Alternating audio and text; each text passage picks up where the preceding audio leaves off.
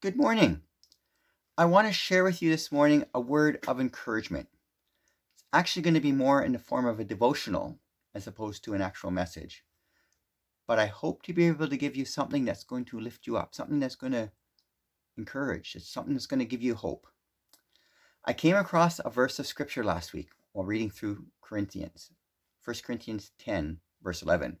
Now you'll know the verse well, I'm sure. But I remember stopping for a moment as I read this verse, and that's very out of character for me because usually what I do is I press on so as to finish the chapter, but not this time. For there was something in that verse that jumped out at me, something that brought me this moment of much needed encouragement. For what the verse did for me was remind me once again of the attributes of God and how this particular attribute is seen in God's dealing with his people. It's a great thing to be reminded of who the God is that we serve. 1 Corinthians chapter 10, verse 11. I'm going to start partway through the verse. But God is faithful, who will not suffer you to be tempted above that ye are able, but will with the temptation also make a way out to escape, that you may be able to bear it. Now note the words here, very important. It says, God is faithful. God is faithful, who will not suffer you to be tempted above that you are able. When I read this, I had to stop. And then I was reminded of the passage in Exodus, and I had to look it up, where the Israelites, under the direction of Moses, had finally left Egypt en route to the promised land.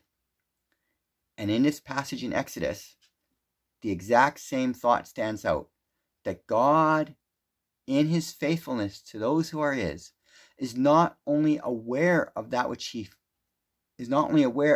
we face, but is in control of that which we face. Exodus 13, 17 to 18. We begin right after that remarkable exodus from Egypt, in which God so powerfully displayed his might to his people. Now we see in chapter 13 where he displays his faithfulness. Chapter 13, verses 17 to 18. And it came to pass, when Pharaoh had let the people go, that God led them not through the way of the land of the Philistines, although that was near. For God said, if they face war, they might change their minds and return to Egypt. But God led them about through the way of the wilderness of the Red Sea. Picture the scene.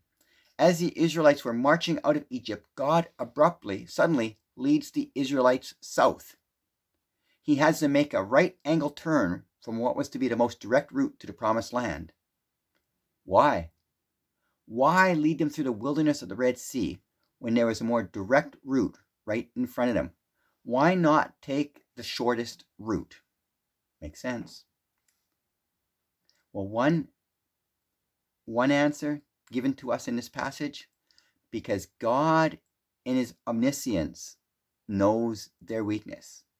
The passage states clearly, because God in his omniscience knows their weakness. He knew what they could and could not handle.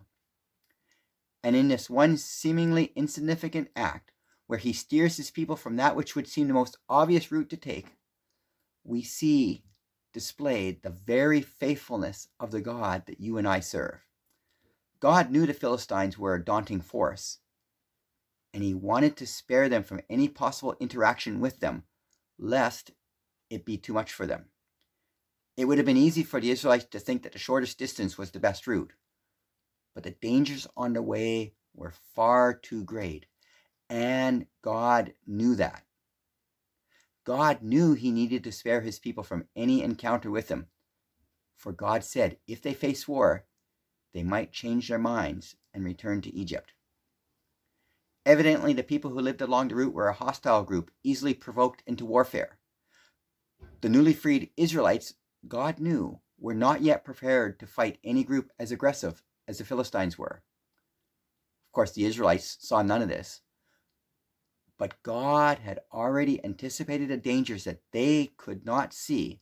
And because of his faithfulness to his people, God intervened. In the same way, God will never allow us to face more than we're able to bear. Exodus is a perfect example. Exodus 13 is a perfect example of this. God is faithful, who will not suffer you to be tempted above that which you are able. Now, if you look into Exodus 13, 17 to 18, note that it says that God led them. In other words, it wasn't the Israelites in their wisdom, it wasn't the Israelites in their insight that chose the path with least resistance. No, the Israelites did not determine their route at all. It was God who led them. It was God who is in control. It was God who, in his faithfulness, carefully chose and mapped their way out of Egypt, choosing not the shortest route, but the safest route. In the same way, God will never allow you to face more than you are able to bear. To me, this is very encouraging. I had to stop. I had to think about all this. For in the same way that the Israelites had no concept of the disaster which the shortest route may have brought them, I can't even begin to imagine what great temptations, what great trials God has kept me from. You know, until that day when I see my Lord face to face, I may never know what dangers God, in his faithfulness to me, in knowing me, has spared me from. When I read that verse in 1 Corinthians 10, I was reminded of just how faithful God is. And again, and I leave you with this verse, 1 Corinthians 10 and 11. God is faithful, who will not suffer you to be tempted above that which you are able.